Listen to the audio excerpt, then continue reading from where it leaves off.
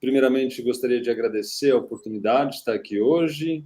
É um tema que eu gosto bastante de falar, de estudar. Faz muitos anos já que eu venho trabalhando, explorando as nuances da mecânica quântica, em especial a teoria de informação e computação quântica. Desde 2015, 2016, eu comecei a estudar aprendizado de máquina e, na época, eu estudei aprendizado de máquina para estudar problemas da física, em especial da mecânica quântica e da teoria de computação e informação quântica. E, mais recentemente, nos últimos 2, 3 anos, a gente vem, então, também explorando essa nova área aí, que é bastante promissora, que é a área de aprendizado de máquina quântico. Também otimizações quânticas, também é uma área de pesquisa que eu tenho me debruçado e cujos projetos atuais vão na linha, tá? Eu peço desculpas que essa apresentação já é uma reciclagem, né? A gente usa para fazer várias, né, apresentações em várias escolas e workshops, então ela está em inglês, mas eu não acredito que seja uma grande dificuldade, visto que é um inglês bem técnico e bastante comum a todos. De qualquer maneira, as perguntas, vocês fiquem à vontade aí também. Eu estou vendo aqui o chat, por acaso, se eu olhar alguma pergunta e conseguir responder, eu vou respondendo aqui também no chat do YouTube. Bom, minha palestra hoje vai ser sobre aprendizado de máquina quântico. Eu vou dar uma introdução sobre o tema, falar o que funciona, o que existe na literatura, naturalmente, né, que de uma forma bastante superficial, né, mas pontuando esses aspectos. E também, no finalzinho, de forma um pouco corrida, eu vou apresentar um resultado nosso, que a gente estuda, então, a partir de calibração de um algoritmo de aprendizado de máquina clássico, através de um algoritmo de aprendizado de máquina quântico. Então, a calibração desse algoritmo, que eu já vou entrar nos detalhes já nessa próxima hora, que é feita em um computador quântico. Bom, a comunidade, eu acredito que são físicos na sua grande maioria, né? Mas não sei se exatamente todos estão antenados com a computação quântica, a teoria de informação quântica, então eu vou fazer uma breve introdução. Então, o que eu vou falar aqui, então esse aqui também é o artigo que a gente vai discutir um pouquinho mais, mas o que eu vou falar aqui, então, é um pouco sobre a era NISQ, né? A era NISQ é a era atual que nós vivemos, onde nós temos, então, computadores quânticos em escala reduzida e sujeitos a erro, né? Então, essa é a nossa atualidade, esse é o mundo que nós temos que lidar hoje em dia. Eu vou falar um pouco sobre os erros nessa era NISQ, né? Então, por que de fato a gente não tem um computador quântico funcional, né? Quais são os obstáculos que a gente vai ter que superar para ter um computador quântico funcional? E o quão difícil, na realidade, é ter aí um computador que a gente fala como fault tolerant, né? Que é livre de erros, para resolver problemas que sejam de fato práticos, né? Algoritmo de Shor, por exemplo, quantos qubits a gente precisa para fazer uma simulação quântica ali que tem efeitos, vamos dizer, práticos, quantos qubits que a gente precisa e como que a gente está hoje em dia. Então, é isso que eu vou pretender falar aqui nesse tópico 2. Depois eu vou falar um pouquinho sobre as ideias por trás de aprendizado de máquina clássico, entrando na sequência aprendizagem de máquina quântico, e aí eu vou dar umas ideias de como codificar os dados clássicos em estados quânticos, falar o que é um circuito parametrizado, como as medidas, né, nesses qubits, eles podem, por exemplo, numa tarefa de classificação, né, eles podem gerar os labels, né, os rótulos das nossas classes. Aí eu vou fazer uma breve, e bem breve mesmo, ali, apresentação sobre o que tem hoje em dia, ou pelo menos dos algoritmos mais importantes que existem hoje em dia, trabalhando com Quantum Machine Learning. E, finalmente, no finalzinho aqui, é o meu trabalho, é o nosso trabalho, na realidade, com parceria com o pessoal da NTT Data, que aí a gente usa, então, uma rede neural quântica para calibrar um sistema de perguntas e respostas, né? Que a gente, então, desenvolve classicamente, mas o calibra quanticamente. É possível calibrar classicamente, naturalmente, né? Mas é possível também, como a gente vai mostrar, calibrá-los quanticamente. Então, só para a gente ter uma ideia do como é o timeline da computação quântica, as coisas vêm evoluindo já desde a década de 70 até, eu diria, no final da década de 70, ali começa a ter uma ideia de computação quântica e fazer simulações quânticas, usando, então, a física quântica, né, fazendo uso, então, de sistemas quânticos controlados para simular sistemas quânticos, porque o problema do sistema quântico é que ele tem muitas e muitas variáveis, né? Quando você escala o seu sistema quântico, você precisa de tantas variáveis quanto átomos no universo para poder descrever esse estado, né? Então, é natural que, classicamente, a gente não tenha memória suficiente para trabalhar com isso, que é aí, então, que veio os primórdios da mecânica, da computação quântica.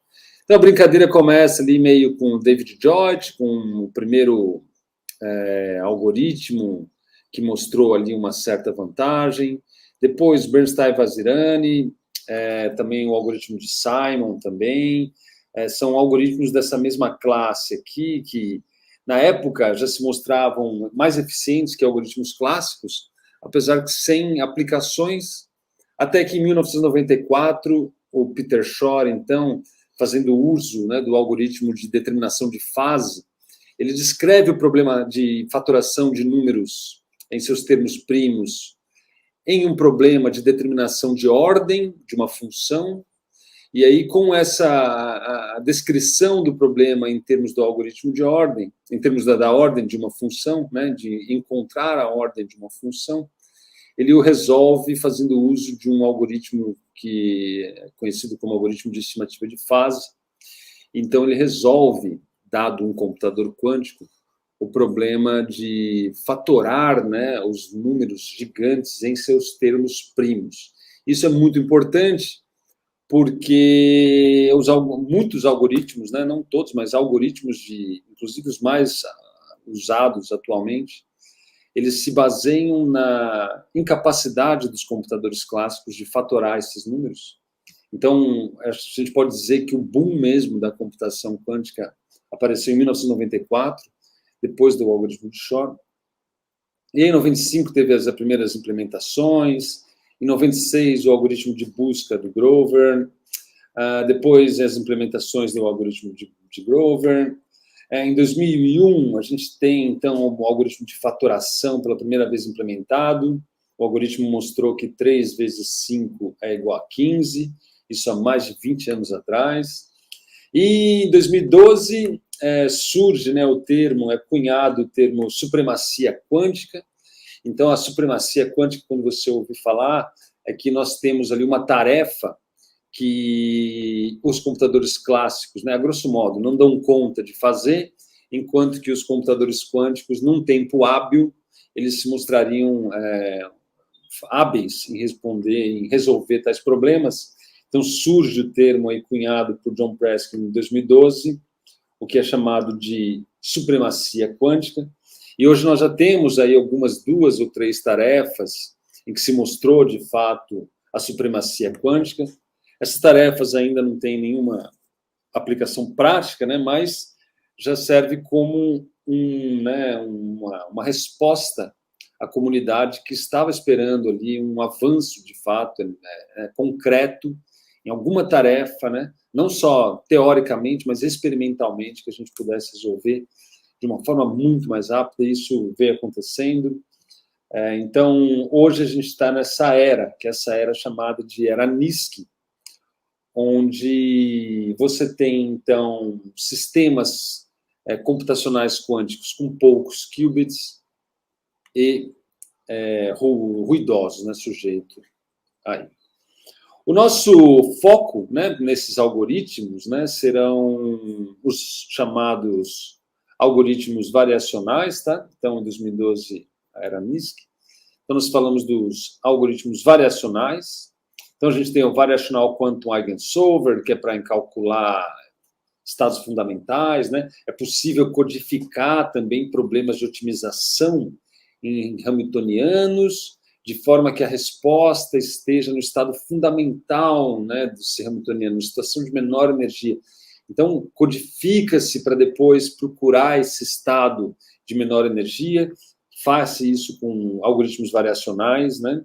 Você tem o Qual também, que vem na mesma linha, o Variational Quantum Machine Learning, e variacional aqui entendo porque são algoritmos que têm parâmetros, e você vai ajustando os parâmetros desse circuito, você faz uma rotação que tem uma certa inclinação, e essa inclinação você tem um controle. Você vai pondo parâmetros de controle em todos os qubits, em muitas portas lógicas, e aí você cria, então, um algoritmo variacional, como é dito.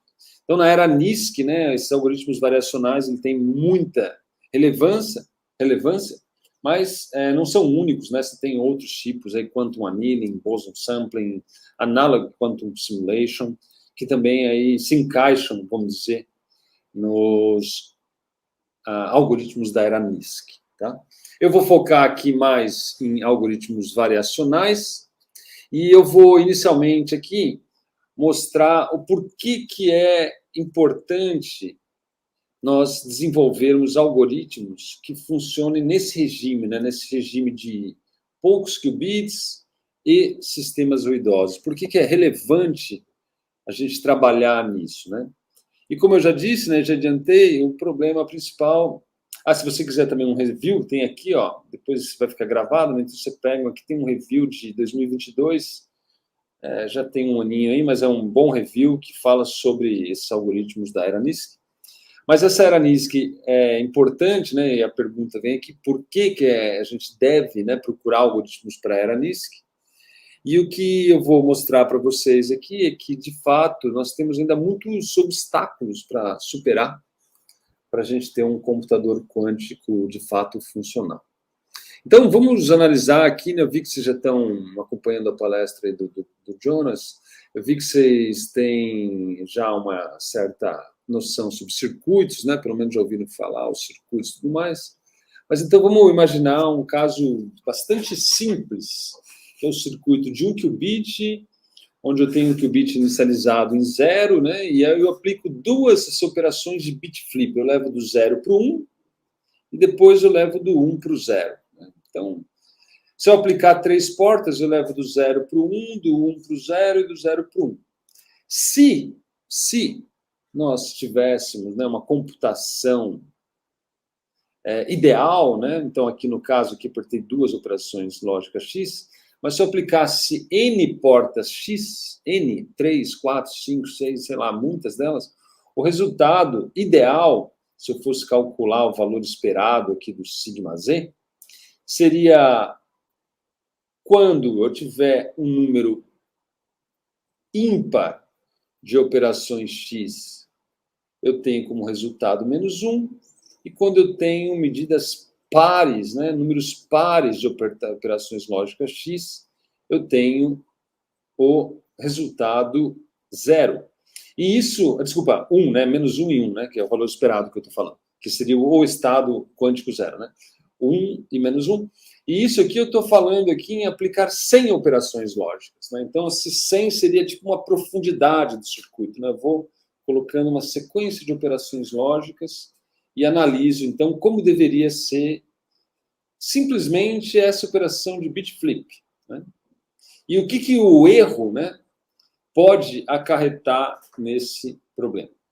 Primeira coisa que a gente precisa ter em mente é que existem mais do que um tipo de erro, tá? Você tem erros que são frutos do reservatório, por exemplo, os erros de dephasing, de amplitude dumping, mas você também tem erros de controle, tá? Que podem estar presentes. Então, você, por exemplo, você quer fazer uma rotação de 180 graus, mas, na realidade, o seu controle lá, ele desligou um pouquinho antes, ele rodou 178,8, né? Então, você tem um erro de controle relacionado à sua rotação. E isso vai se acumulando, né? De forma que, se você tiver um certo erro epsilon na sua rotação aqui, o resultado, né? Então, eu estou querendo rodar, por exemplo, de π/2, mas tem um certo erro coerente, que é como a gente chama, o resultado vai ser algo assim. Então, veja que só de adicionar um certo epsilon aqui, o que antes era para ser tudo 1 e tudo menos 1, como esses erros eles vão se somando, né? A cada operação lógica, ele vai passando um epsilon a mais, isso vai se acumulando durante todo o circuito, e no final das contas eu tenho algo bastante já problemático, né? Então, é um tipo de erro presente. Mas você tem mais do que isso, né? Você tem, por exemplo, o erro de bit flip, né? Então, por exemplo, você está lá controlando zero, mas algum fóton, uma perturbação, algum fônon, não sei, mudou o seu estado para 1, né? Então teve um bit flip. Se eu somar o erro coerente, um erro de bit flip, você vê que a situação fica bastante complicada. E isso já falando em 100 portas lógicas. Se você estiver falando um algoritmo de Shor, de fatorar, você está falando aí na ordem de dezenas de milhares de portas que você vai precisar aplicar. Então, a gente está aí já com problemas sérios, mesmo com 100 qubits. E tem mais, né? Tem erros de leitura, por exemplo. Ó, esse aqui é um erro de leitura, que é um erro que eu vou ler o meu qubit, mas era 0, mas deu 1. Ou seja, é um erro associado à própria leitura. Esse erro é caracterizado, se você for no IBM Quantum lá, você vai ver essa taxa de erro. Está aqui, ó. Eu peguei há um tempo atrás isso aqui, né, no computador da IBM Washington. A taxa de erro, que é a menor que eu encontrei, foi 7,6 vezes 10 a menos 3. Essa taxa aqui é um erro de leitura de um único qubit, de um único. Se você começar a somar dezenas, centenas de qubits, esse erro também é cumulativo. Aí você vê que a pureza do seu sistema, mesmo para essa taxa de erro aqui, que é exatamente a taxa de erro que eu estou pegando aqui do computador quântico, você vê que 200 qubits, e aqui eu não estou fazendo nem a operação lógica. Veja que eu poderia ter um circuito ideal, só estou tendo problema de leitura.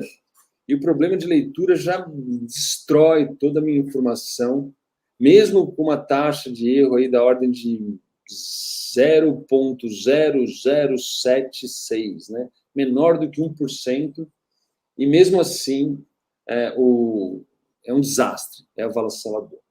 Aí você fala assim, não, mas pode ser que a gente, né, 200 operações lógicas, 200 qubits, já dê para fazer alguma coisa, né? De fato, dá para fazer algoritmos da era NISQ, porque se você tentar fazer simulações que sejam mais, vamos dizer, relacionadas a esses algoritmos, vamos chamar de old school, né, da escola velha, que são os algoritmos baseados em computadores não ruidosos, que é o caso do algoritmo de Shor, que é o caso de simulações quânticas, o que a estimativa é que você precise, ó, esses números foram reduzidos recentemente com novas técnicas na ordem de 15, tá? Então, até você pode diminuir isso em 15 vezes. Ou seja, para fazer faturação, você precisa algo da ordem de alguns centenas de milhares de qubits para fazer faturação. Para fazer química, você precisa da ordem aí de algumas centenas de milhares. Ou seja, a gente está falando aí num futuro que talvez não esteja nem tão próximo assim, tá? Então, essa é a grande, vamos dizer, o grande propósito das pessoas começarem, então, a prestar atenção nesses algoritmos da era NISQ, né? Essa que é o propósito. Por quê, né? Porque, de fato, se a gente ficar esperando ter computador não ruidoso, a gente pode ser que espere para sempre, né? Porque a computação quântica pode ser que ela se torne o nosso futuro fusão nuclear, né? Uma coisa que a gente procura, não que a gente não vá alcançar, mas só que ela pode estar longe ainda. Naturalmente que eu posso sempre queimar minha língua aqui, sendo que, né, novas evoluções surgem a cada momento. Essa semana mesmo o algoritmo de Shor teve um improve aí, né, na sua capacidade, que é algo que inesperado, enfim. Mas nos situando aqui, o que eu quero enfatizar é que é importante a gente começar a desenvolver algoritmos para a era atual, né? E a era atual é uma era onde nós temos poucos qubits, e qubits ruidosos. Ok? Então, essa é a minha primeira parte. Dito isso, eu então vou falar brevemente sobre aprendizado de máquina. Primeiramente, sobre aprendizado de máquina clássico, tá? Então, bem a grosso modo, quando você fala em aprendizado de máquina, e aqui focando em aprendizado de máquina supervisionado, tá? A ideia é que eu tenha uma certa quantidade de dados, que eu chamo das minhas features, e o meu objetivo é, de alguma maneira, tentar associar essas features ao meu target, né? Ao meu target. Então, eu tenho que, de alguma maneira, ajustar uma função que tenha como entrada essas features e ela tenha como saída esse target aqui o mais próximo possível, né? Não precisa ser exatamente ele, mas o meu objetivo é tentar ajustar, né, calibrar uma função, e aí existem diversas técnicas, de tal maneira que eu tenha o erro do meu target o menor possível, né? O erro médio. Então, eu pego todos os meus dados e eu testo o erro para cada um dos meus dados e eu tento minimizar esse erro para todos os dados que eu tenho. Essa que é a ideia, né? Como calibrar essa função? Aí entram as infinitas técnicas aí de aprendizado de máquina. Então, nós temos os dados, então está aqui, esses são os nossos dados que a gente conhece, são as nossas características, né, de algum problema. Então, se a gente estiver falando, por exemplo, em determinar o preço de uma ação, então uma característica pode ser o preço da ação na semana passada, pode ser a variação do preço na última semana, pode ser a média do preço no último mês. Então, cada uma dessas informações, elas podem ser agregadas aí como características do preço atual, né? Então, procurar essas características, determinar essas características, também é uma tarefa importante. E o objetivo, então, como eu disse, é, dado essas características, eu ser capaz, então, de determinar os meus targets, né, os meus alvos, então. E isso é a tarefa básica de aprendizado de máquinas, supervisionado, principalmente falando, seja ele clássico ou quântico. Então, em suma, eu tenho um conjunto de dados, eu tenho um modelo que vai ter aqui as entradas, mais alguns parâmetros que eu vou ajustar. Esse parâmetro, ele vai ser um parâmetro para todas as entradas, né? Então eu tenho que achar um θ ali, que é um conjunto de parâmetros que ajusta a minha função, e ela tem que ser única, né, para todos os meus dados. Aí eu pego o meu x com o meu θ, vejo se eu obtenho o y. Pego o meu x e o mesmo θ, vejo que eu obtenho. E aí eu vou tentando ajustar esse θ de forma a minimizar esse erro aqui presente, tá? Então existe por exemplo, aqui um modelo linear, tá? Então tá aqui, eu estou pegando minha entrada, pegando θ1 e θ2, fazendo uma multiplicação, somando, tem o meu y. Então, isso aqui é um modelo, é um tipo de modelo chamado modelo linear. Mas você pode ter algo muito mais complexo que isso. Mas só para enfatizar, mostrar o que vem a ser esse modelo, né? Então, depende das entradas. Aqui, no caso, tem 2 features só, mas poderia ser N features. 1, 2, aí eu pego a próxima e assim por diante. E a ideia, como eu disse, é tentar minimizar a minha predição do meu resultado real, né? Tentar, de alguma forma, minimizar esse erro. Então, tem uma função custo que eu tento minimizar. No caso aqui, é essa função aqui, que é a diferença ao quadrado. Basicamente, o quadrado aqui é para matar o sinal, né? Para ficar positivo. Isso é um algoritmo de aprendizado de máquina.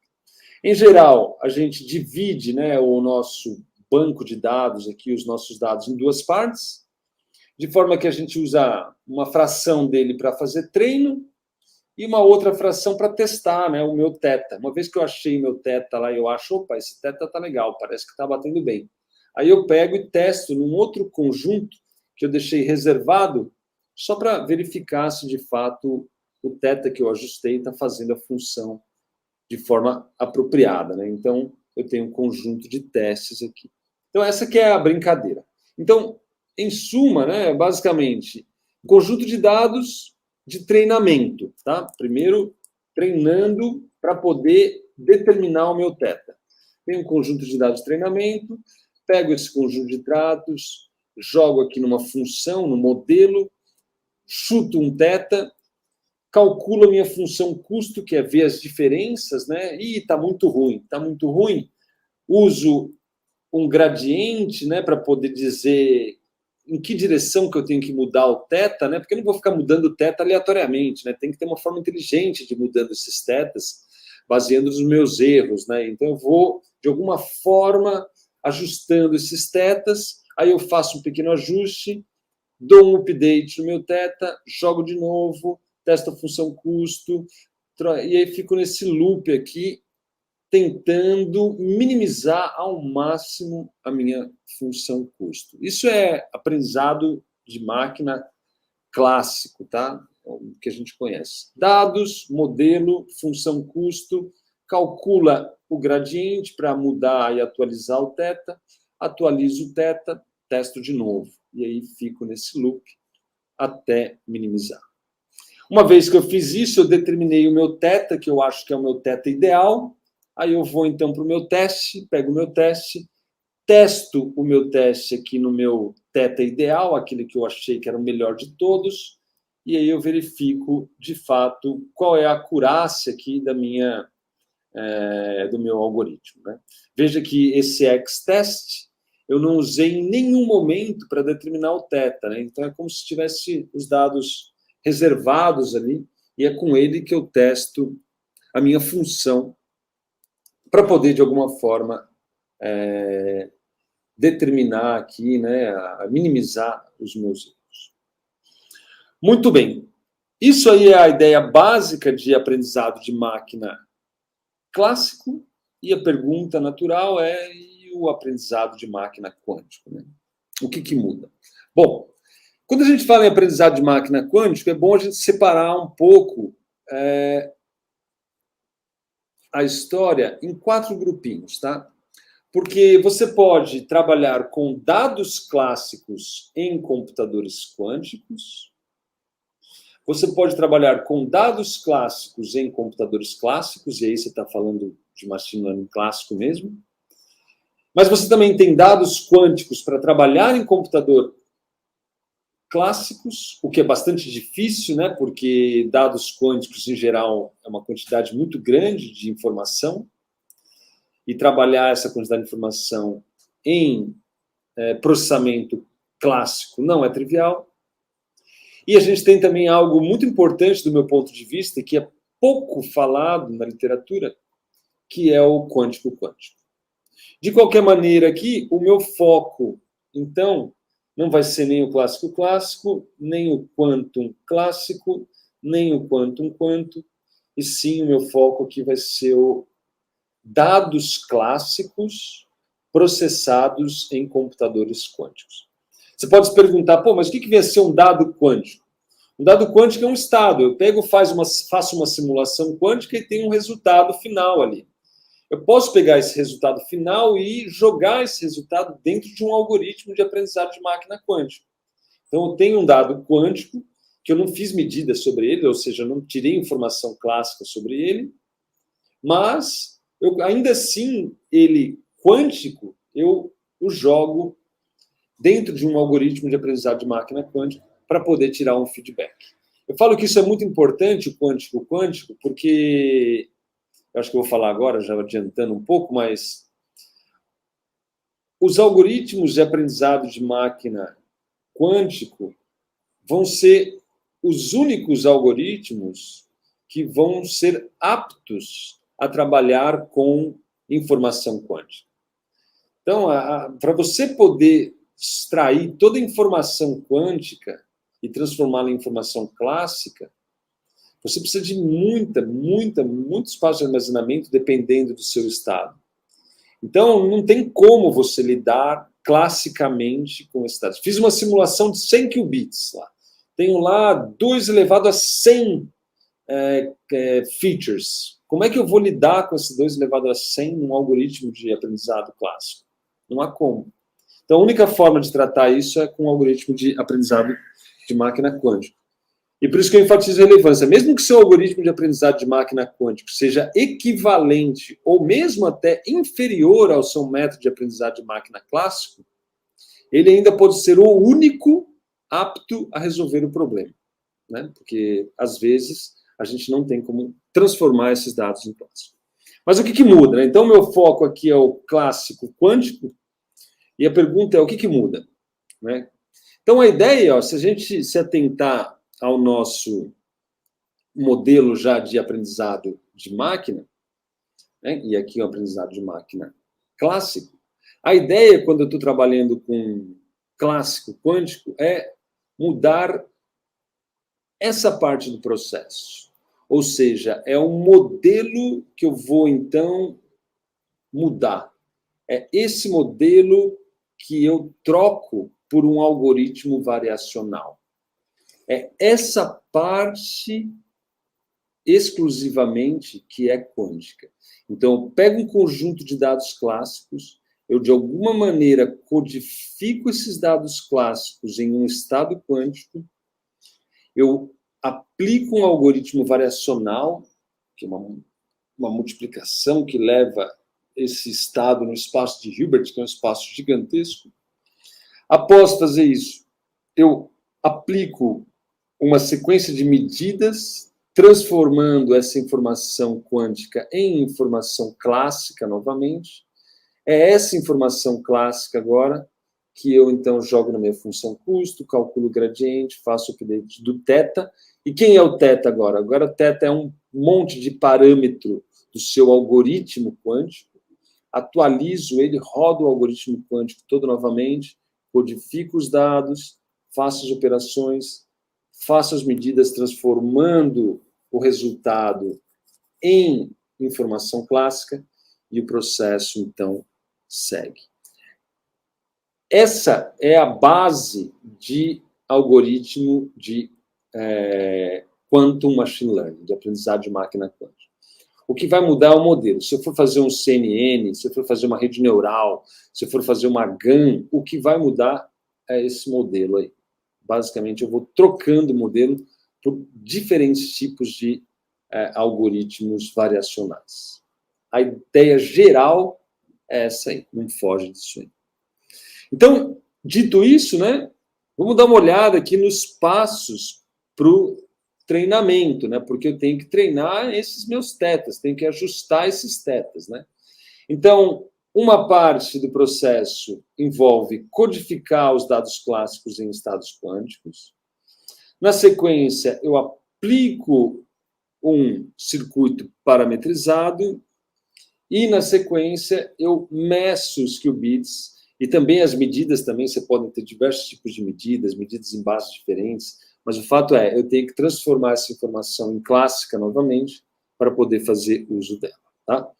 Para codificar, existem várias maneiras, aqui eu pus só algumas, mas tem maneiras muito mais elaboradas. Então, você codifica na base, você pode codificar na amplitude, ou mesmo no ângulo de rotação. Então, aqui eu vou focar no ângulo de rotação. O que significa? Basicamente, ó, eu coloco as minhas features x1, x2, x3 e x4 para controlar a rotação inicial do meu qubit. Então, se o x1 for próximo de zero, o meu estado fica no zero.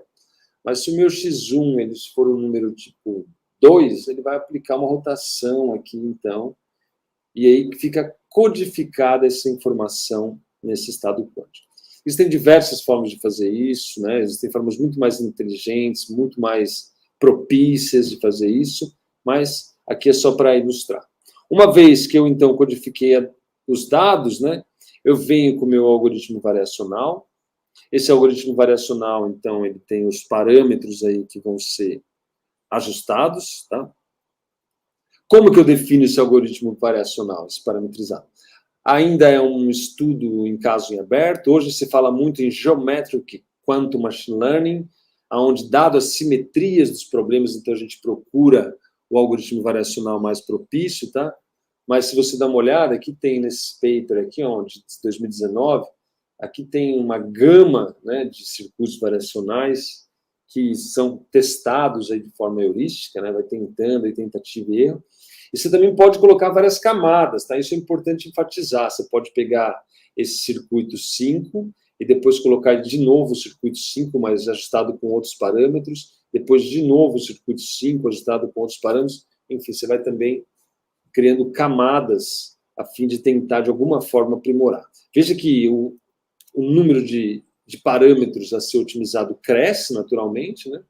Mas ainda assim é possível você fazer uma otimização clássica, se não para encontrar um mínimo global, mas para encontrar aí um mínimo que seja razoável.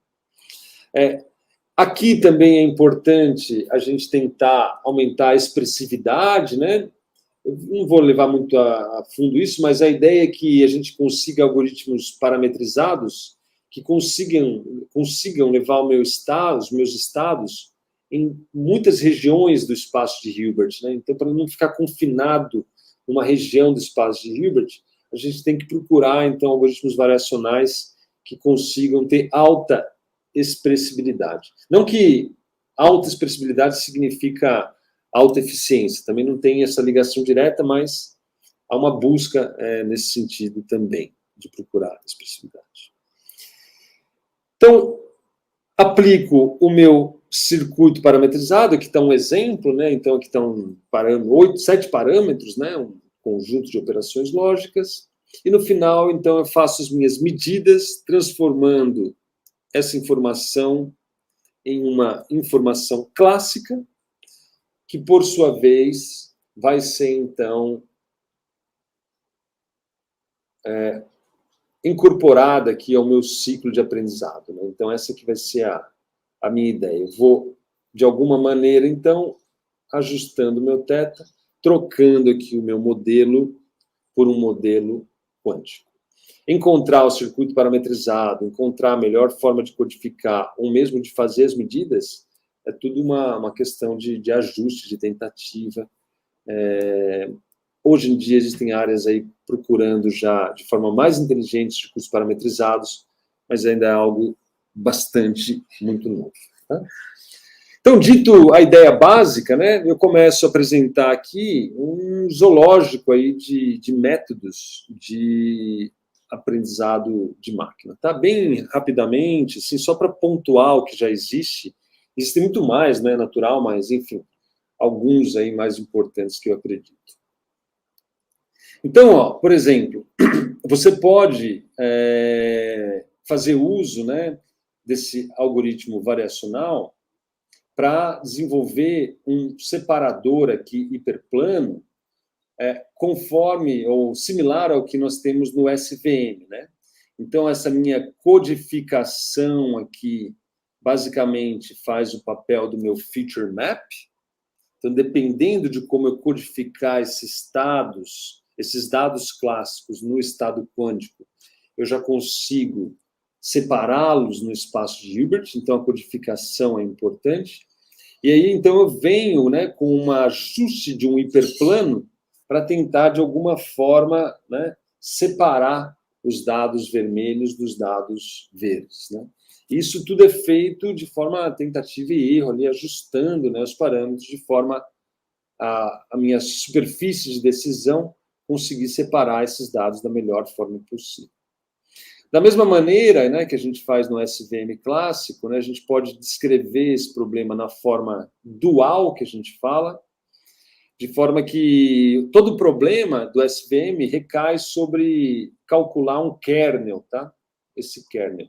E é possível também implementar esse kernel estimator num computador quântico, né? E aí a ideia, basicamente, é procurar um feature map que seja mais eficiente que os feature maps clássicos, tá? Já se sabe que existem feature maps mais eficientes em computadores quânticos que em clássico. Na verdade, até onde eu conheço, existe um só que mostra eficiência, mas ele é para computadores também suscetíveis a erro, porque parte dessa transformação dos dados, para você ter uma ideia, envolve o algoritmo de Shor. Então, você precisa resolver o algoritmo de Shor, mas você tem um separador ali que, de fato, você não tem o análogo clássico, né? Então, você não tem, ou pelo menos você não tem eficiência para calcular esse separador classicamente. Então, Quantum Support Vector Machine, Quantum Kernel Estimators, tudo isso já está implementado, e isso é funcional, tá? Veja que aqui o qubit sendo ruidoso ou não sendo ruidoso, eu vou ter uma resposta aqui no final, né? É interessante dizer isso, porque, por exemplo, aqueles erros coerentes que eu tinha, que era um erro de controle, em teoria eu posso meio que mitigá-lo ajustando de forma apropriada o θ, né? Então eu consigo, de alguma forma, de alguma maneira, mitigar alguns erros, né? Por exemplo, o erro de controle, tendo aqui os ajustes dos θs mais apropriados. Ok?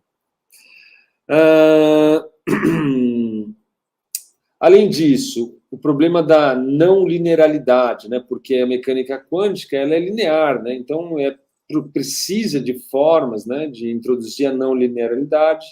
Isso é feito através da medida, tá?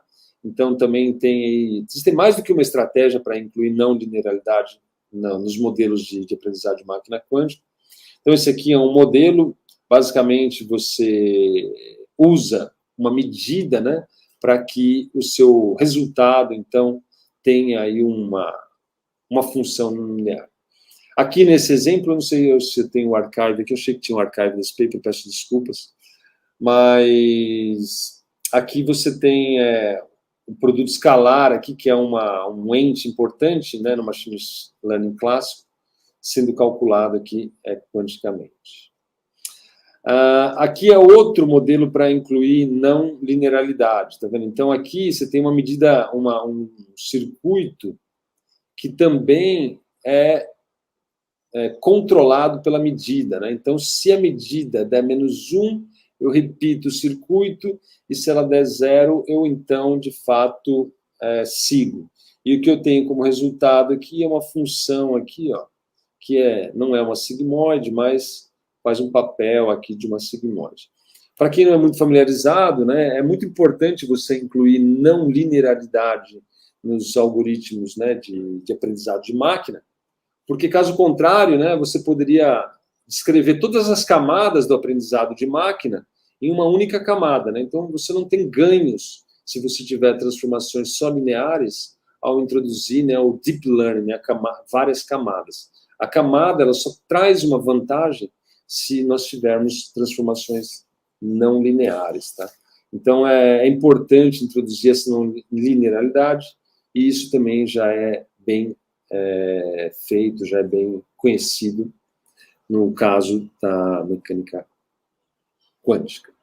Outra coisa importante, sem pular muito, é a parte de redes neurais, tá?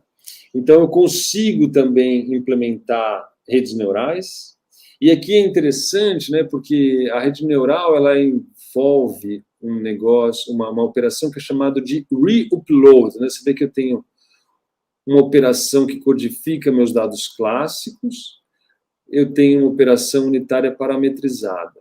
Depois eu novamente subo os meus dados e aplico outra operação parametrizada.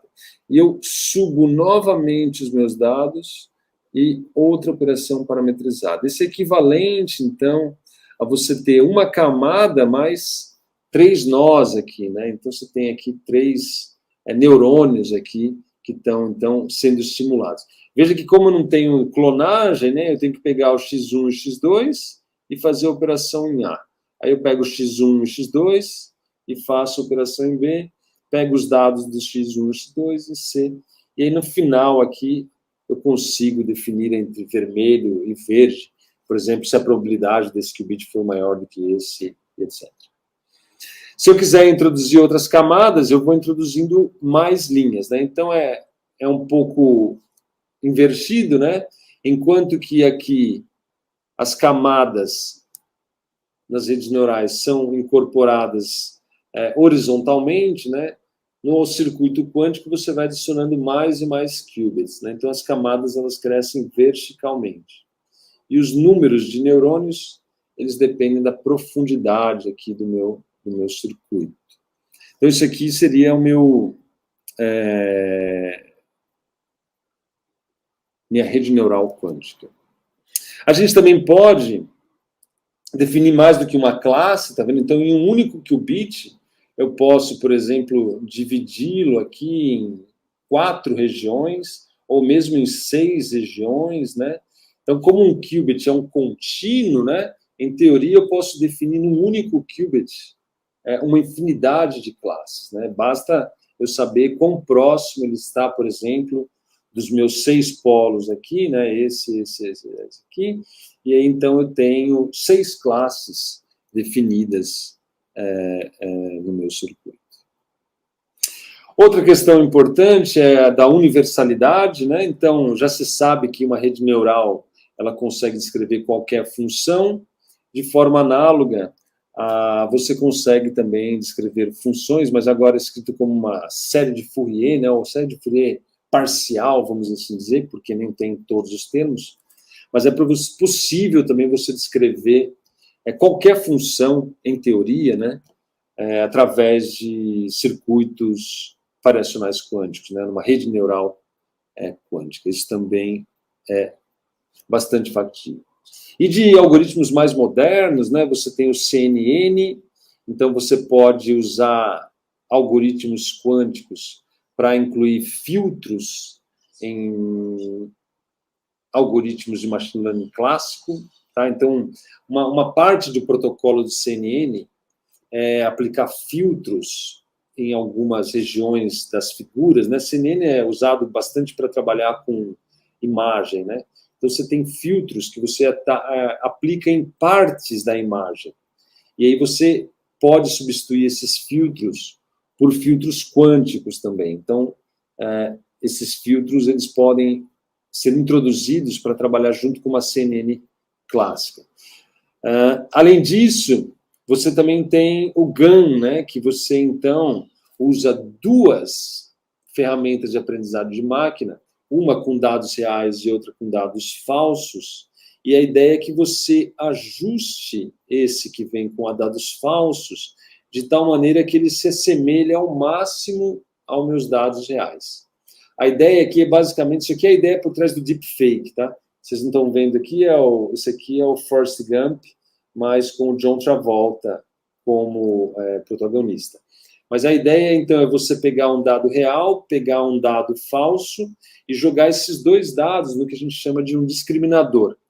E a ideia é a gente fazendo isso, né, ajustando esses dados falsos, de tal maneira que o seu discriminador não seja capaz mais de distinguir entre o que é real e o que é falso.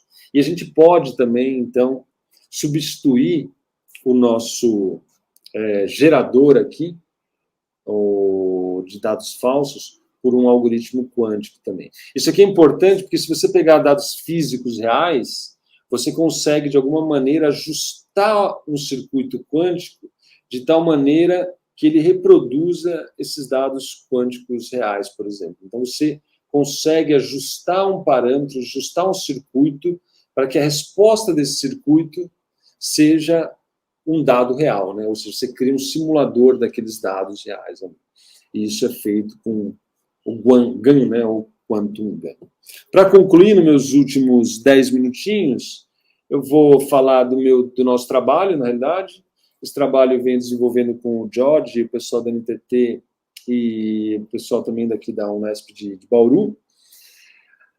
A ideia aqui é usar esses algoritmos de linguagem natural, tá? Então, no nosso caso aqui, isso aqui foi antes do GPT, né? Então a gente usava o BERT.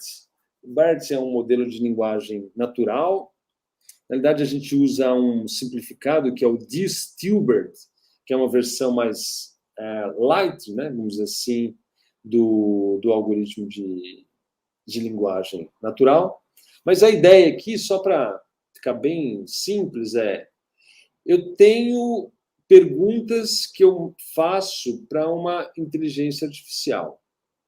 E essa inteligência artificial, ela me responde, então, e essa resposta, ela é acompanhada de uma série de features que o algoritmo usou, né, para poder encontrar essa resposta.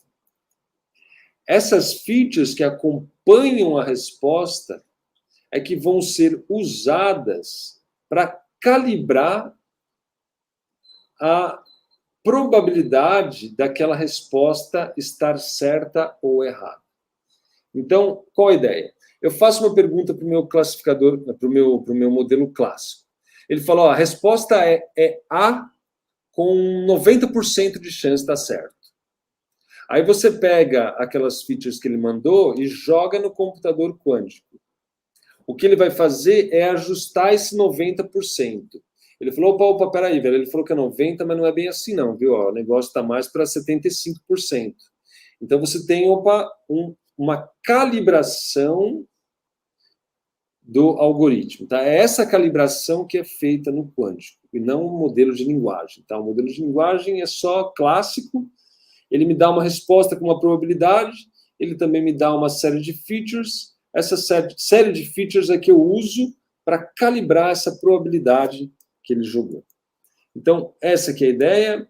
Então, aqui você está vendo, ó, perguntas que são calibradas, ó, elas têm o que de fato deveria ser e a probabilidade igual, né? Então, ó, 20%, 20%, 40%. Então, o ideal seria que, quando ela falasse que é 60% está certo, ela acertasse 60% das vezes mesmo. Quando ela falar que é 80% de estar certo, o ideal é que seja 80% mesmo, né? Só que se ela estiver descalibrada, né, então às vezes ela pode falar que a chance, na realidade, é 20%, mas quando eu vou olhar aqui é 10%. Eu falo, caralho. Ops. Então o negócio pode estar descalibrado, né? Então, a ideia é calibrar essa curva. É isso que a gente faz quanticamente, tá? Então, aqui está os nossos dados, então, que seriam... A gente usa tanto de Stilbert quanto Roberta, a gente usa 2 bancos de dados, um da própria NTT e outro Squad2. Então, aqui você está observando respostas descalibradas, tá? Descalibradas, porque ele falava que a probabilidade era 2, mas na realidade ela era quase 1, então está totalmente descalibrado, né? A ideia é, de alguma forma, calibrar. As features, então, tem aqui uma série de características. Basicamente, é a nota da palavra que começa sem a resposta. Se cada palavra, nesses modelos de linguagem, elas têm uma nota, tá? Então, a ideia é que a gente use essas notas dessas palavras para poder calibrar. Tanto a nota da primeira palavra, quanto a nota da última palavra. Além disso, o número de palavras da questão, o número de palavras da resposta e a probabilidade de não ter resposta nenhuma. Está aqui o nosso algoritmo variacional, então você veja que eu tenho 5 features só. Como são 5 features, eu consigo codificar em um computador quântico, consigo aplicar um circuito variacional, venho com as medidas, então eu crio um calibrador.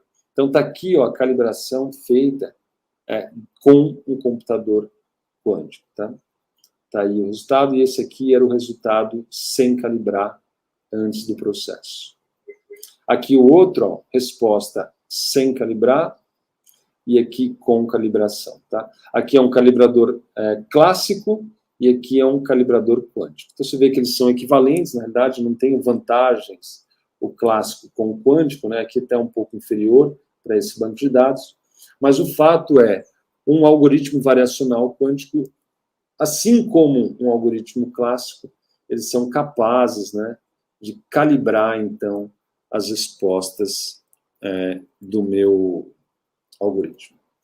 Então, para concluir, eu julgo que a era NISQ certamente será o próximo passo na era da computação quântica, então não tem como a gente pular etapas, a gente vai passar pela era NISQ. Criar métodos, qubits robustos, vai ser crucial para o desenvolvimento funcional dos algoritmos quânticos e também simplificar os algoritmos, naturalmente, também vai ser um passo importante.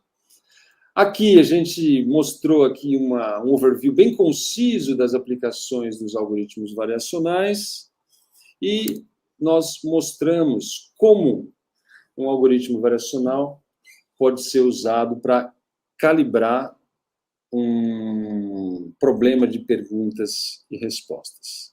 Para finalizar, eu gostaria de mencionar que eu e mais 3 colegas temos um curso de computação quântica. Nós temos 2 cursos, um curso básico e um curso avançado. São cursos de 40 horas, são ministrados pela Unicamp, pela Escola de Extensão da Unicamp. Se alguém, por acaso, tiver interesse, está aí meu e-mail, fique à vontade para entrar, mandar mensagem.